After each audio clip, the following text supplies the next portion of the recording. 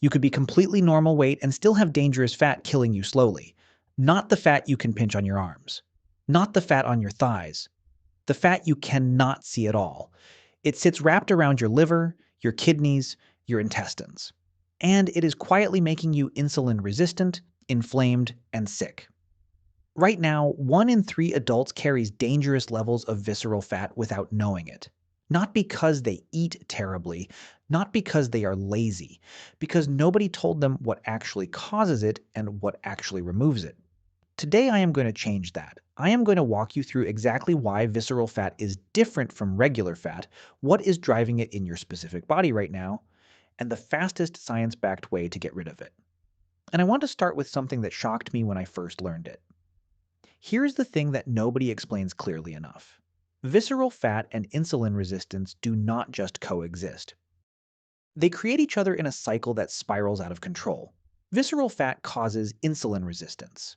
Insulin resistance causes more visceral fat. More visceral fat causes more insulin resistance. Think about what insulin resistance actually means.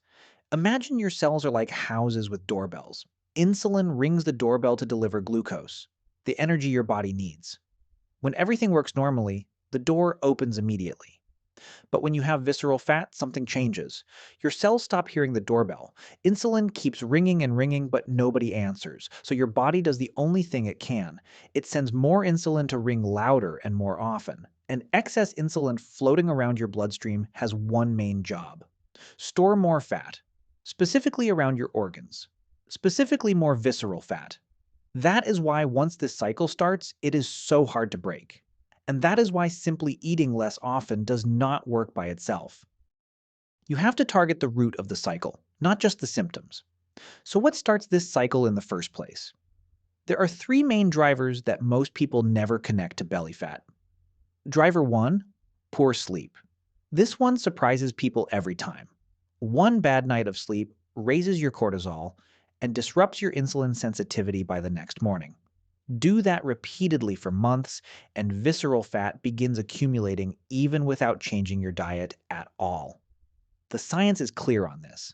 Sleep deprivation is one of the most powerful triggers for visceral fat gain. Driver 2, chronic stress. Cortisol is your stress hormone. When cortisol stays elevated for long periods, it directly tells your body to store fat around your organs. Not under your skin, around your organs specifically.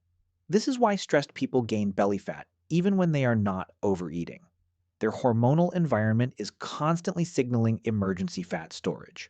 Driver 3, declining hormones after 35. For women, estrogen tells your body where to store fat. When estrogen is high, fat goes to your hips and thighs. When estrogen drops around perimenopause, that instruction disappears. Fat starts going straight to your belly instead. Research from the SWAN study found women experience an 8 to 10% annual increase in visceral fat starting in their mid-40s. That is not slow and gradual. That is rapid and visible. For men, testosterone starts declining around 1% per year after 30. Between age 25 and 65, men typically see a 200% increase in visceral fat, even if their total weight stays the same. Same food, same lifestyle, dramatically more visceral fat, because the hormonal environment changed. Now here is where the good news begins. Here is something that actually surprised researchers. Visceral fat is the first fat to go when you do the right things. Not the last, the first. It is more metabolically active than subcutaneous fat. It responds faster to the right interventions. So what are those interventions? Number 1, aerobic exercise done consistently. This is non-negotiable, and the research is clear. Resistance training helps your metabolism and insulin sensitivity, but if you want to specifically reduce visceral fat, you need aerobic work. Running, cycling, swimming, anything that gets your heart rate elevated and keeps it there. The reason is energy expenditure. Aerobic exercise creates a caloric deficit in a way that specifically mobilizes visceral fat stores. Studies consistently show visceral fat is disproportionately reduced with regular cardio compared to other fat depots. You do not need to run marathons. 3 to 5 sessions per week of 30 to 45 minutes is enough to see measurable visceral fat reduction within weeks. Number 2, intermittent fasting done strategically. Intermittent fasting works for visceral fat loss for one main reason. It creates a caloric deficit without requiring you to count every meal. But there is something else happening that makes it particularly powerful for visceral fat. After about 10 to 12 hours of not eating, your liver runs out of stored glycogen. Think of glycogen as the fuel tank. Once that tank empties, your body flips a metabolic switch. It stops burning glucose and starts burning fat, specifically fat mobilized from adipose tissue, including visceral fat. As a byproduct of burning that fat, your body produces ketones. Ketones do something interesting beyond just providing energy. They signal your brain to be sharper, calmer, and more focused. They increase GABA, an inhibitory neurotransmitter that quiets background anxiety. This is why many people who practice intermittent fasting report better mental clarity in the morning. It is not placebo. It is a direct effect of the metabolic switch. A 16 to 8 eating window, eating within an 8-hour period and fasting for 16, is the most studied and sustainable approach. Number 3, exercising in a fasted state when possible. Multiple studies show that aerobic exercise done fasted produces better adaptations than the same exercise done fed. When you exercise fasted, your body is already in fat-burning mode. It gets better at mobilizing and oxidizing fat both during the workout and throughout the rest of the day. You also stimulate more mitochondrial adaptations, meaning your cells become better at producing energy. This does not mean you need to do 2-hour runs on an empty stomach. A 30 to 45-minute morning run or cycling session before breakfast is enough to get the benefits. Listen to your body on this one. If you feel terrible exercising fasted, eat something small first. A small protein source is enough to stabilize you without breaking the fat-burning state entirely. Number 4, protecting your sleep as a non-negotiable. If you are doing everything right with exercise and fasting but sleeping poorly, you are fighting uphill. Sleep is when your body regulates cortisol, repairs tissue, and regulates the hormones that control fat storage and hunger. 1 week of poor sleep can reverse metabolic improvements that took a month to build.